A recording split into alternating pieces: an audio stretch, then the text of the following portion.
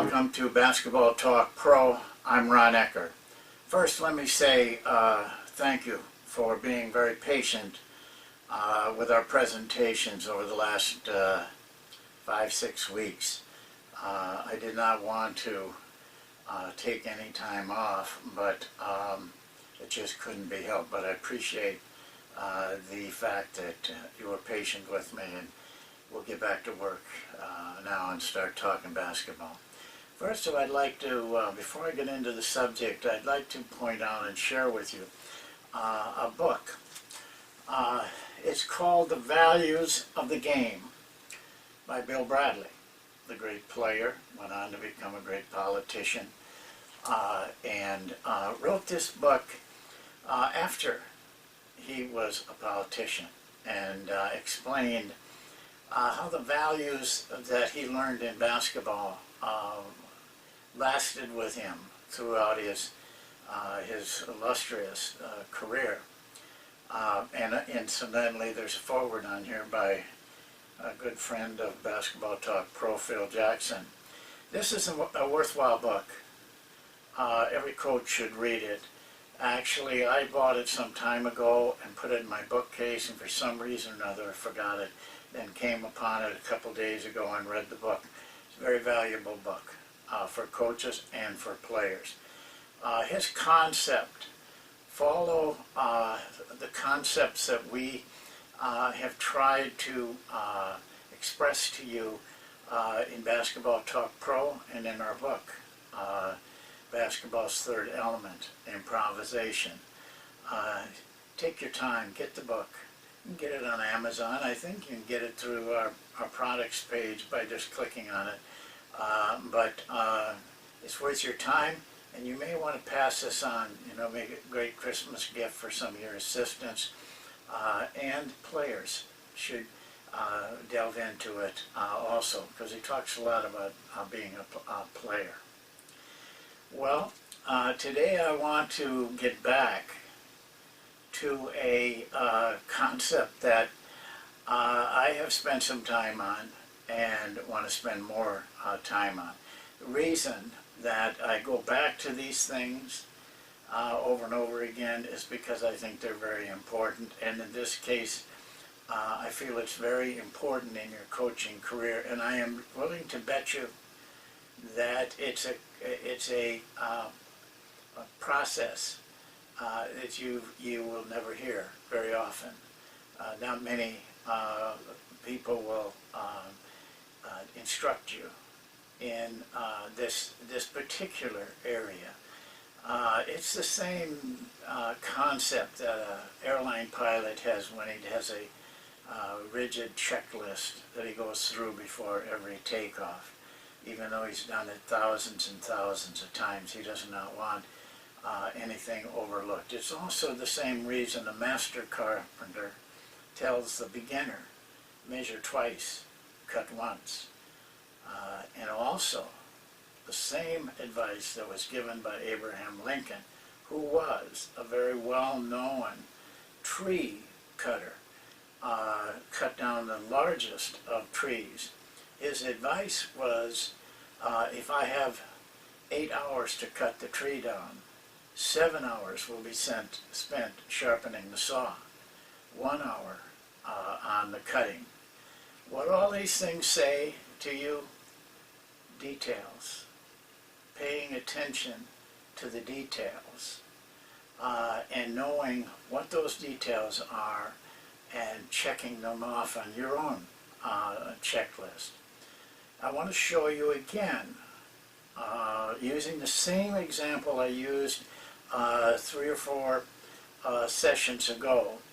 I want to show you again the importance of not overlooking the smaller, minute details. I call it tightening the screw, because many times problems are solved by just simply a screwdriver and a little tightening on a small screw someplace. Well, I used before, and I'm going to use again, the overplay. You can see in Basketball Talk Pro, in our videos, we have videos that cover Overplaying the Wing. The book also covers Overplaying the Wing. And I want to show you the growth of the details, and so that you have an idea when you're teaching drills that you are not forgetting anything. You're giving the player everything that you got.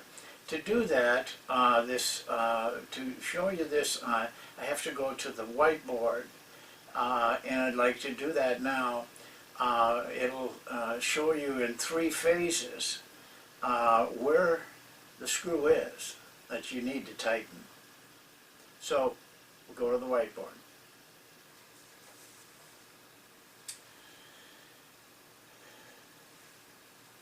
Well, here you have 3 phases of the overplay. 2 of those phases are covered quite completely in the film work and the explanation that goes with the film work and the book. So those, I'll go through phase 1 and phase 2 very quickly because you've had it all before. Phase 1 is simply the position of the man depending on where the ball is. His position is, of course, he needs to see both man and ball, but he needs to be closer to the ball than he is to the man. He needs to be ahead of the man when he starts his cut. Phase 2 is the cut itself by the man. Now, we don't know how that will be. It could be a 2-step cut, it could be from the corner, it could be by backing in and then coming out. We've discussed all of that. But the essence is to overplay to the point where he can only get the ball out on like at the top of the key. Not down here, but out here to do the job that you need to do. So this is phase 1 and phase 2.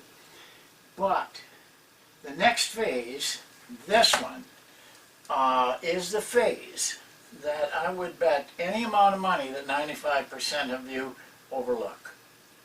And it's the little screw that can destroy all the rest of the work that you're doing. And that occurs when the ball actually is passed to the player that is the receiver. Even if he's at the top of the circle in the right position. But here's what happens. If he passes to the receiver, the man overplaying is always in a negative position when he gets the ball because his overplay has taken him almost on top of the man, closer to the ball. So he has to make an adjustment. And this is what very few coaches do. This is what they overlook. On the pass, one of the problems you will have is this guy will lunge at the ball. No sense to lunge at the ball, but they do it, I guess, to show that they're overplaying. But it's absolutely valueless. This player, the defensive man, should not go for that ball unless he's 100% sure he can deflect it or intercept it. If he does go after it and those 2 things don't occur, then he has failed. He has just made an error. But the correct way is, if you can, on the flight of the ball, and you can, because I've had players that get very good at this, they must adjust their position to here so that when the man has the ball, he cannot take that baseline. In our style of defense, we cut off the baseline and, if anything, influence them to go into the middle. And I know it's popular to do the other way around, but I have facts that back up my argument for doing it the way that we do it. That's one thing. Now the second thing is you must be 1 arm length away. You will see most players, defensive players, will drop a little bit. They may drop as far as 2 arm lengths away, 3 arm lengths away. And so now they've given the good passer room to operate. And the third thing is they are not active with their hands. And very active, arm length away and very active. So that the pass is very difficult to be made to a post-up man, for example, or to a cutter. That's why we play the way that we do. These are the guys, this isn't the guy we're really worried about. The cutters and the post-up guys are what we're concerned with. So in very few seconds, that defensive man must readjust his position. He must maintain 1 arm length away, and he must be aggressive with his hands in order to get deflections is one of the reasons. The other is to make it difficult to pass to cutters and to a post-up man. This is tightening the screw. I think if you will go watch any level of play, and if they run an overplay drill, and just watch what happens after this man gets the ball, I think you'll see that they allow a very big breakdown. That's the details. That's why the pilot checks that checklist, so he doesn't miss anything. As a coach, if you are to attain excellence in your profession, you must pay attention rigidly to these details. So, remember, tighten the screw.